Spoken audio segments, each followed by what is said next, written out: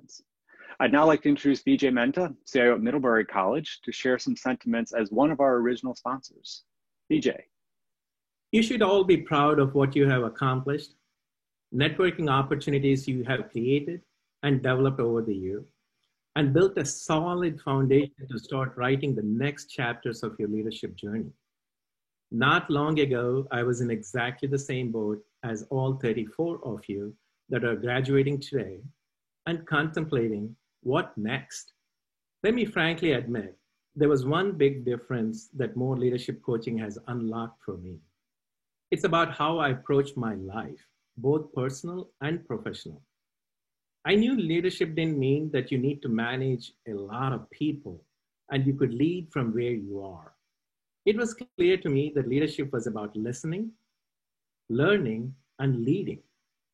Being in cohort with my peers for a year and armed with tools and many hours of conversation with my coaches, Brian, Mike, and others during my tenure at More Leadership Coaching helped me to get better at what I did before. My approach to problem solving, the art of negotiation, and most importantly, being able to influence strategic decisions are what I gained the most. Let me share a few things.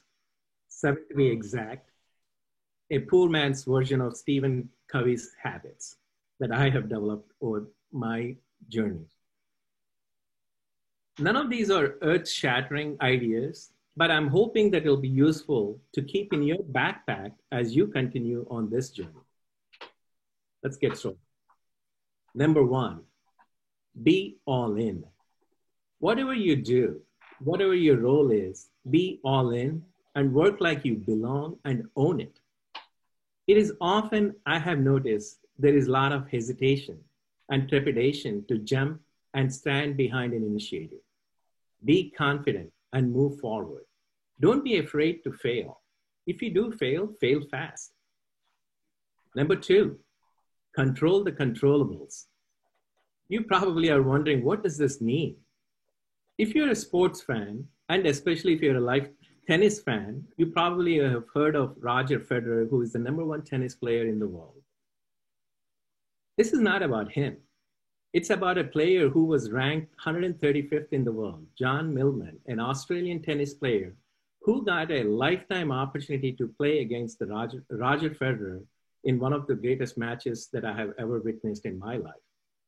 When a reporter asked him how he was preparing to play against Roger Federer, his simple quote was, "I'm going to control the controllables." Somehow that quote stuck with me all these years. The guy played his heart out. He didn't win, but he had fun doing so.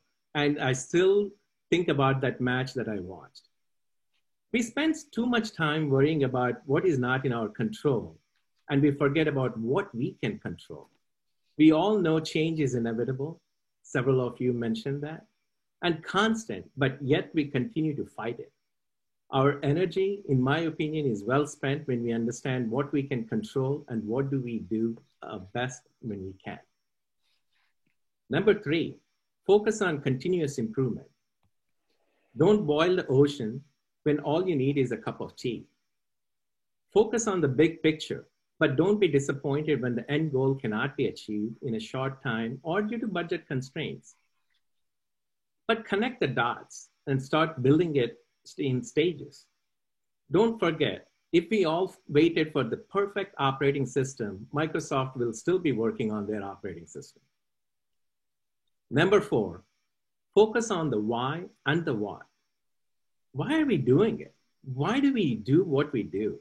What is it that we add and bring to the table? That's the best part about our jobs. We are all serving the institutions in the support of students, faculty, and of course, we are there as their support services. But knowing what a difference it makes in the institution's mission, I think is what is going to be more rewarding than ever. So always focus on the why and the what. Number 5, be a 3-dimensional leader. It's important to manage up, manage across, and manage down. no matter where you are in the hierarchy. It's important to make sure you understand your sponsors, your peers, and your staff very well. More teaches you this. Relationship is the biggest currency you can accumulate in higher ed. You need to gain the trust of your peers, sponsors, as well as your staff. The only way to do this is walk the walk, talk the talk. Nobody complains when you underpromise and overdeliver. Be realistic, be pragmatic. Rest becomes easy. Number 6, don't wait for the opportunities to knock on your door, but rather take your door where the opportunities are. Sometimes a lateral move is not a bad thing for career progression. Take a leap of faith. Get to test the waters. Pandemic has opened many opportunities for many of us in IT, as well as outside IT. Many opportunities existed to show your leadership skill. Seize the opportunities and lead from where you are. Number 7, be an empathetic leader. This is the favorite of mine. End of the day, in my personal opinion, empathy is what matters the most. You want to be a leader that exhibits empathy, is able to understand and can support your colleagues and staff. Remember, people will never forget how you made them feel.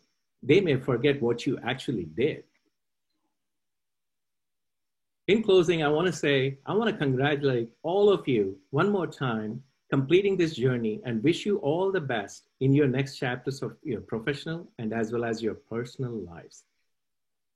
Please think about some of the great techniques that More Leadership has taught you every time you hit a wall. Whether it is viewing through the 3 lenses, building your bank of relationship currency, managing versus leading, feedback is a gift, and many others. When you're in a predicament, use the tools, reach out to your coaches. I still in touch with Brian after, what is it, Brian? 5 years, maybe. Reach out to your coaches, your fellow cohorts to brainstorm and network. It's very helpful. Be intentional. Remember, you are always on the stage. Be the leader you expect of others.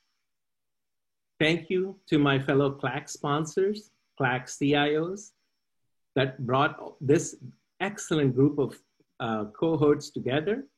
I hope we can all continue to build on the success of this program and make sure we are able to take this forward for many years to come for the CLAC family. Lastly, my sincere appreciation to all the More coaches, Justin, Kathy, and Rick, that have done an awesome job with the first CLAC cohort group. Sean and Brian, thank you for taking what started as a thought and a question 2 years ago and bringing Carlos, Michael, Jen, and I together to introduce this program to the CLAC family. And Carrie and everybody else in the CLAC board that have helped us to publicize this idea within the CLAC schools. I think we did very well. We should all pat ourselves on our backs. With 34 graduating today for year 1, I'm very proud of what we have accomplished. Just listening to all of you speak about your experience with the More program is making me want to enroll one more time in this program just for the sake of it. I very much appreciate Justin giving this opportunity to speak to this group. Since I can't bring all of you to Middlebury, I brought the picture from Middlebury. Hopefully you can see the beautiful sunshine behind my back. Take care, stay well, and stay safe. Thank you all.